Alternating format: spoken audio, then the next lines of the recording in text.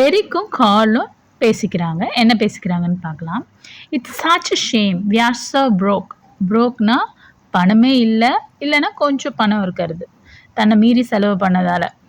Every one is splurging out there. எல்லாம் காசை தண்ணி மாதிரி செலவு பண்ணுறாங்க.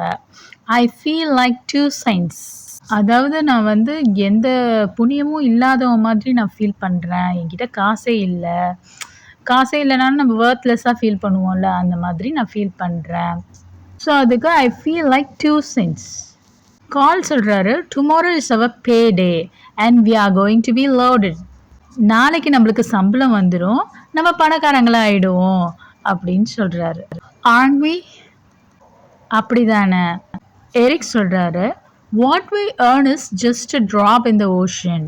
நம்ம ஏர்ன் பண்ணுறது கடலில் ஒரு துளி மாதிரி, ஒரே ஒரு நீர்த்துளி மாதிரி கம்பேர்ட் டு ஸ்டீவன் அப்படின்னு சொல்கிறாரு. அதுக்கு கால் என்ன சொல்கிறாரு, that guy is born with a golden spoon in his mouth.